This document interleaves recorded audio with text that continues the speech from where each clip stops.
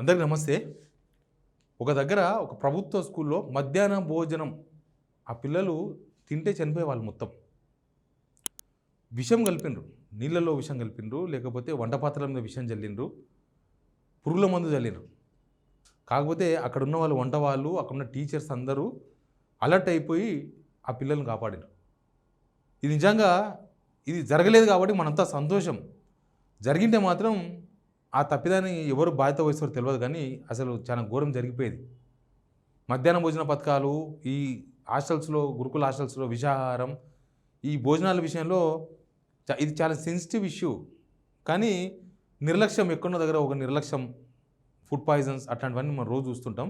కాకపోతే ఇక్కడ జరిగింది మాత్రం చాలా పెద్ద ఇన్సిడెంట్.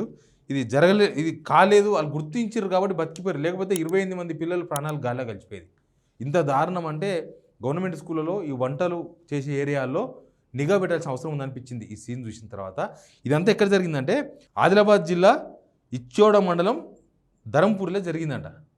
ఆ స్కూలు ఫిఫ్త్ వరకు ఉన్నట్టుంది స్కూలు. ఉట్నూరు ధరంపూరి పాఠశాలలో 1 నుంచి 5వ తరగతి వరకు 28 మంది పిల్లలు ఉన్నారంట, విద్యార్థులు చదువుకుంటున్నారంట. వాళ్ళందరి కోసం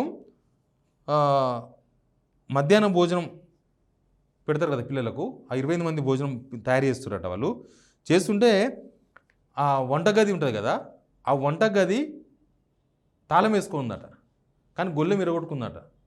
ఏదో అనుమానం వచ్చింది. ఎందుకు వంటగదిలో ఏముంటుంది, ఎవరన్నా దొంగతనం చేద్దామంటే కూడా గిన్నెలు, స్టవ్లు తప్ప ఏముండవు. కానీ చూస్తే అన్నీ ఉన్నాయంట. మళ్ళీ అక్కడ ఉన్న సిలిండర్లు ఉన్నాయి, అక్కడ ఉన్న వంట సామాన్లు ఉన్నాయి, ప్లేట్స్ ఉన్నాయి, అన్నీ ఉన్నాయి. దొంగతనం ఏం జరగలే. మరి ఇది ఎందుకు ఇరిగింది ఈ గొల్లెం? ఎవరు ఇరగొట్టిన, బలవంతంగా ఇరగొట్టినట్టుగా కనిపించిందట వాళ్ళకు, అక్కడున్న హెడ్ మాస్టర్ కానీ వాళ్ళకందరికీ. ఏం జరిగిందని కొద్దిగా లోపలిగా చూస్తే లోపల మొత్తం పురుగుల మందు వాసన. అసలు పురుగుల మందు వాసన ఎందుకు వస్తుంది, ఏం జరిగిందని చూస్తే దగ్గరలో ఒక పురుగుల మందు డబ్బా, విషప్రయోగం జరిగింది పిల్లల మీద అని అప్పుడు గుర్తుపట్టారంట.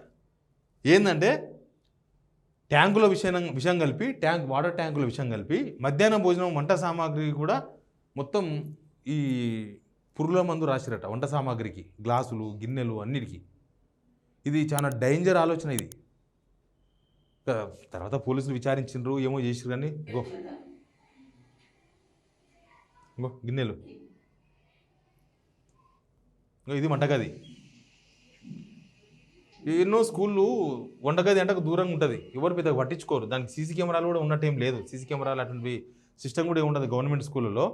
కానీ ఆ వాసన వస్తే గుర్తుపట్టి వాళ్ళు అసలు ఏమైంది, ఏం కథ, తాళం వేసినట్లే ఉంది, గొల్లెమేమో ఇరిగిపోయి ఉంది, సామానంతా అట్లే ఉంది, వాసన ఏమో ఏదో విషం, ఒక పురుగుల మందు వాసన వస్తుందని అక్కడ ఉన్న ఉపాధ్యాయులు వాళ్ళు వీళ్ళు అంతా గుర్తుపట్టేసి చూస్తే అక్కడ మొత్తం విషం ప్రయోగం జరిగింది. విషప్రయోగం.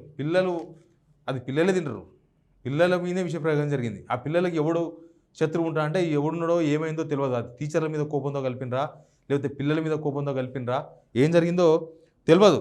కానీ మొత్తం ఆ గ్రామస్తులు, ఊరోళ్ళందరూ పోయి చూసినట్టు ఏందని చూస్తే ఖాళీ పురుగుల మందు డబ్బా కనిపించిందంట. అప్పుడు అర్థమైంది ఎవరో కావాలని ఈ విషప్రయోగం చేసినారు పిల్లల మీద. చుట్లో తప్పింది, లేకపోతే పరిశాన్ అయ్యేదని. ట్యాంకులో నీళ్ళలో చూసిరంట, నీళ్ళు అయితే ఈ విషయం కలవలేదని చెప్పిరంట పోలీసులు. కానీ పైన పురుగుల మందు చల్లిరట. ఇక లాస్ట్కి ఆ పోలీసులు అందరు పోయి చూస్తే ఆ లోకల్ ఆయన ఎవరో సోయం కిస్టు అనే అతను ఏదో మానసిక పరిస్థితి బాగాలేదని తేల్చిరంట. ఇక్కడనే ఒక పెద్ద అనుమానం ఉంది. ఎక్కడైనా సరే ఒక సెన్సిటివ్ ఇన్సిడెంట్ జరిగినప్పుడు వాళ్ళని సేవ్ చేయాలని ప్రయత్నం చేస్తారా, నిజంగానే మత్స్యంతం లేనోడు తాళం ఎట్లా ఎరగొట్టిండు, ఇదే అనుమానం ఇక్కడ. మత్స్యంతం లేదు, ఆయన ఫ్యామిలీ డిస్టర్బెన్స్లో ఉన్నాడు, వాళ్ళ అన్నదమ్ములతో పంచాయతీ ఉంది కాబట్టి ఏదో ఒకటి చేయాలనుకున్నాడు అని ఆయన ఎవరు అనుమానం వ్యక్తం చేసిరంట. ఆయన అంతకుముందు ఎప్పుడో స్కూల్లో చిన్న మొక్కలు నాటితే ఆ మొక్కలు వీకినంట, అందుకని ఆయన మీద అనుమానం వ్యక్తం చేసిరంట.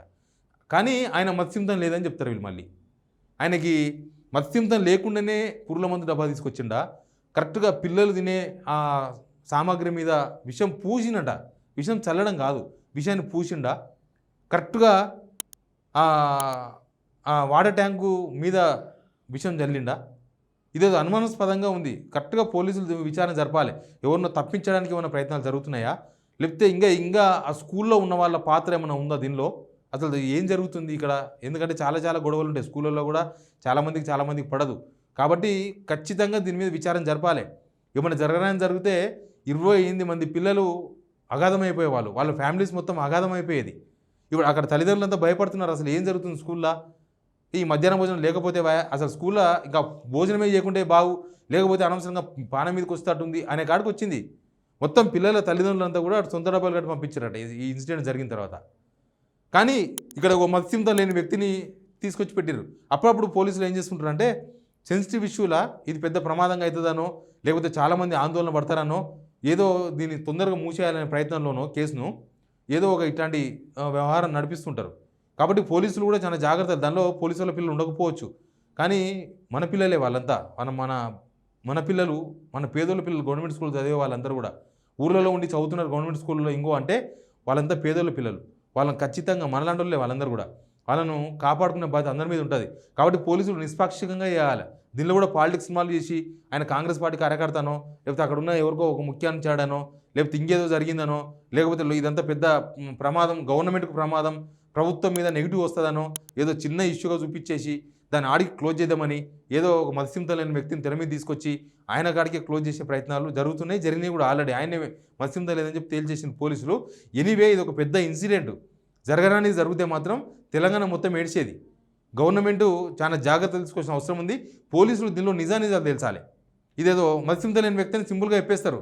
ఇదంతా తమాషా జరుగుతుంటుంది ఇట్లాంటి కేసులలో. మన చూలే ఇక్కడ వినాయక చవితి అప్పుడు ఎగ్జిబిషన్ గ్రౌండ్స్లో గణపతిని మొత్తం తన్నేసిండ్రు. తీరా చూస్తే ఒక మత్స్యంతో లేని వ్యక్తి తెర మీదకి వచ్చిండు, ఈయననే పడేసినట్ట అని.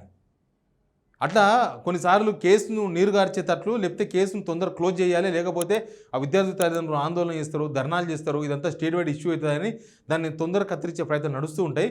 కానీ చాలా పెద్ద ఇష్యూ ఇది, పొలిటికల్ ఇష్యూగా చూడొద్దు దీన్ని. ఇది పిల్లల భవిష్యత్తు. ఆ పిల్లలు చదువుకునే పిల్లలు, 1వ తరగతి నుంచి 5వ తరగతి అంటే చిన్న పిల్లలు, వాళ్ళకేం తెలియదు. నిజంగా కనుక ఎవరో పాపం గుర్తుపట్టకుండా అట్లే కనుక నడిపించింటే చాలా ప్రమాదం జరిగేది. కాబట్టి దీన్ని అంత ఇష్యూగా, లేకపోతే ఏదో టేక్ ఇట్ ఈజీ తీసుకునేటట్లు, లేకపోతే దీన్ని మొత్తం క్లోజ్ చేసి పడితే ఏదో దీని పెద్ద ఇష్యూ అవుతుంది, మళ్ళీ ఇదంతా గవర్నమెంట్కి చుట్టుకుంటుంది అని ఈ తిక్క ప్రయత్నాలు చేసి దీన్ని మొత్తం కొలాప్స్ చేసే ప్రయత్నం మాత్రం చేయదు. సిస్టమ్ చెడిపోతుంది. లేకపోతే ఇలా చేసినోడు రేపు ఇంకోటి వచ్చి ఇంకేదో ప్రయత్నం చేస్తాడు. మీకేం కాదు, పిల్లల ప్రాణాలకు ప్రమాదం. కాబట్టి ఈ విషయంలో ప్రభుత్వం బదనాము లేకపోతే ఇంకేదో అనే విషయం వదిలేసి దీనిలో నిజాలు తేల్చాల్సిన అవసరం ఖచ్చితంగా ఉంది. అక్కడ ఏం జరిగింది, అసలు వ్యవహారం ఏందో తేల్చాల్సిన అవసరం కూడా ఉంది. పోలీసులు చాలా బాధ్యతగా వ్యవహరించాల్సిన అవసరం కూడా కనిపిస్తుంది.